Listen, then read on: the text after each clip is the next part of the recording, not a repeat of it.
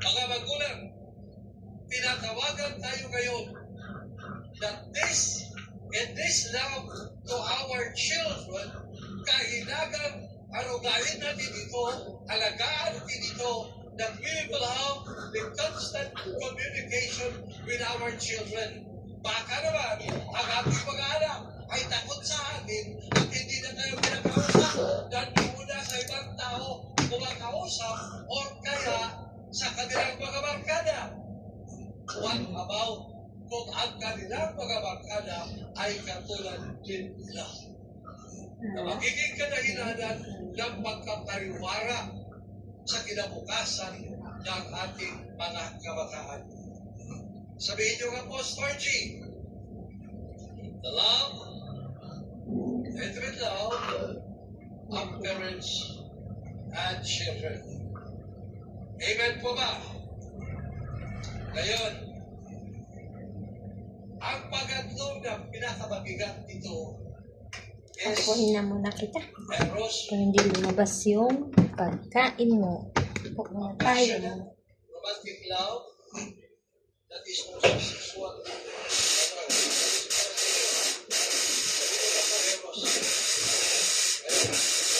Sinabi ko kanina,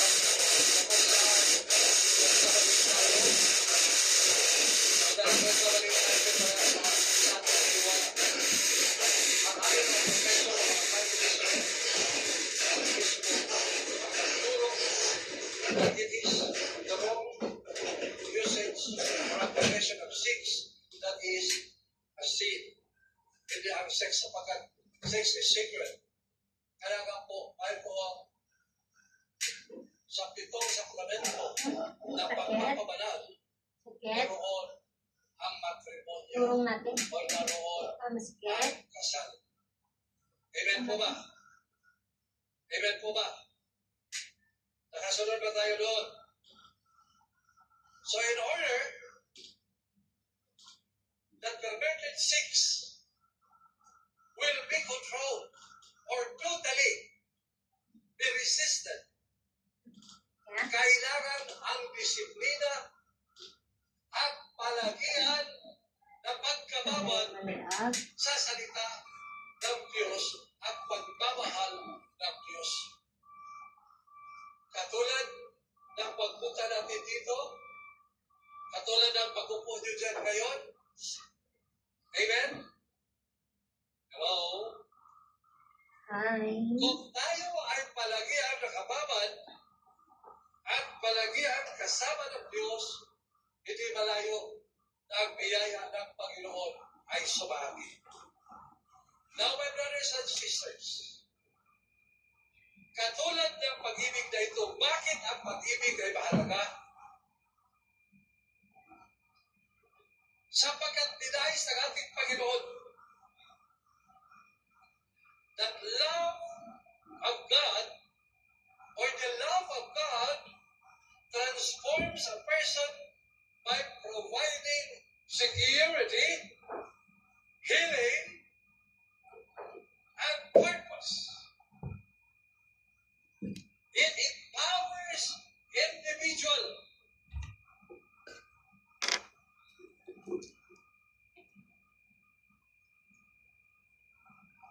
to love others. At ang pinakamahalaga dito mga kapatid ay ang pang-apat na uri ng pagmamahal o pag-ibig. The divine love. Sabihin nyo, divine love. Divine love is so supernatural na napakahirap unawain. Kaya nga po, ito ang sinasabi, God is love. For only with God that we will be able to understand. Ang pagagawa lang sa pamamagitan ng Panginoon. Walang makapagmamahal sa kanyang kaaway maliban kung ang Panginoon ay sumasa kanya. Maliban kung tatanggapin niya sa Jesus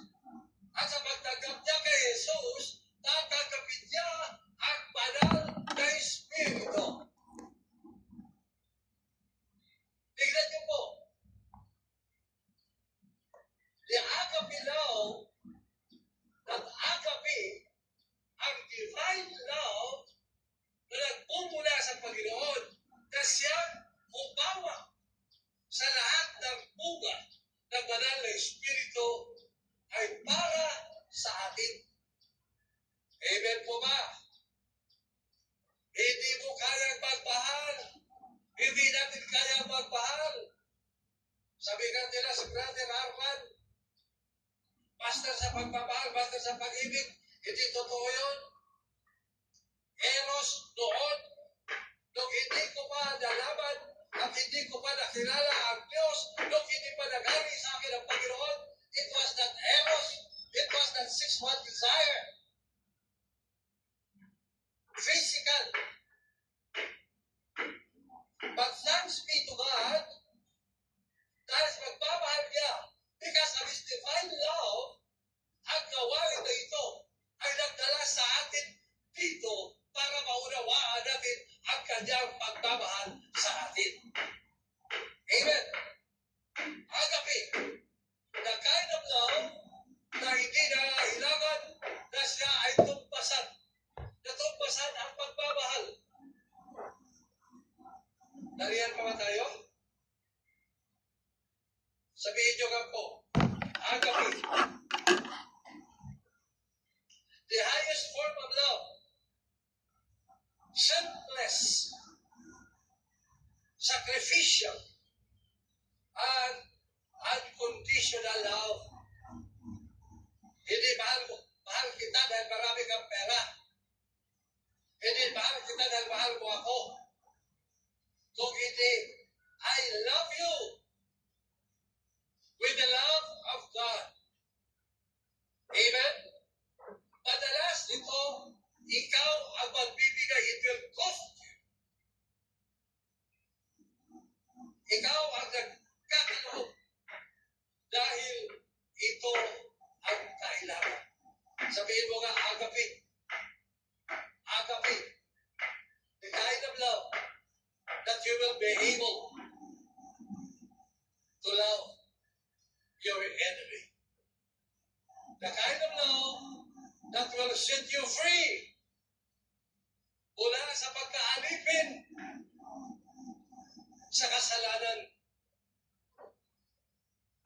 As Jesus did say, love God above all with all of your heart, with all of your mind, and with all of your strength.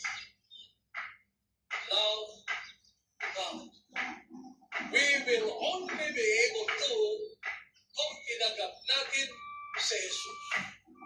Totoong pagtanggap at ganoon din sa pamamagitan niya, through Him, we receive the Holy Spirit.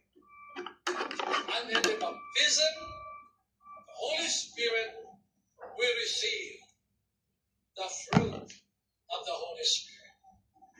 Amen po ba? Amen po ba? Sabihin ninyo, agape. Tingnan mo ang iyong katabi.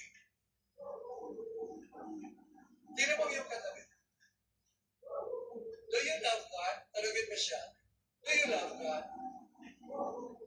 Sabihin mo, mahal mo ba ang Diyos? Ano ang tugon? Kaya ako naparito dahil mahal ko ang Diyos. Kaya ako naparito dahil mahal ko ang Diyos. Kung mahal mo ang Diyos, tinan mo maigi ang iyong katabi. Kaya mo bang mahalin siya na kapag magsabi siya mamaya sa iyo, wala siyang pamasahe, kaya mo siyang abutan ng pamasahe? Kaya mo ba paniwala at pagtiwala dahil ikaw ay nagmamahal? Hindi ba pang sarili lamang ang pagmamahal na suba sa iyo? I'm calling you unto rest.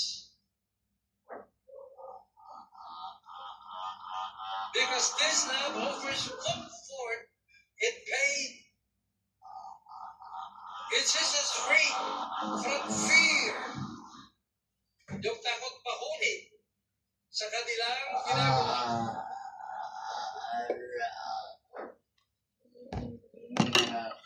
And will give us that sense of na ikaw nga ay tunay na anak ng Diyos. My brothers and sisters, do malabo napakagulo at napakahirap. But it is the desire of God na ikaw at ako ay matuto sa kanyang pag-ibig. Kaya mong mahalin ang iyong kaaway. Brother Arman, wala kong kakayahan. Mayroon. God will enable you by this love. Kaya when we will offer ang pagpunta natin ngayon dito, kung it is by our heart, na ibig natin ipanama sa Diyos na mahal natin siya, ibig ng Panginoon na sambahin natin siya at mahalin natin siya sa Espiritu at sa katotohanan. Kaya sinabi ko sa iyo, tignan mo ang iyong katabi. Can you see Christ in him? Hindi ba ang tingin mo sa kanya ay mukhang may ibibigay sa iyo? Mukha mong mauutangan? Or sumasa iyo na ngayon ang pagmamahal na ikaw ay kaya na tumulong at pagmahal? That unconditional help and love to others. Amen po ba? Amen po ba? Tumayo tayong lahat. Father God, in the name of Jesus, under the blood of Jesus, kanina sa tindi nag-init ng araw, Panginoon. At kahit alam namin, Panginoon, na mahirap, narito po, Panginoon, ang iyong panganak na sinawag. Narito kami, Panginoon, upang sa iyo, ialay. Aba, napakahirap. Ngunit ikaw lamang ang makapagbigay sa ayon pagpagkaloob sa pamamagitan ng banal na Espiritu. Hawakan mo kami, Panginoon. Let us learn that in your presence, O Lord God, as we offer unto you, Lord, this offering of love, O Lord God, let it be that we will become worthy to become children, holy, and in the kingdom of God.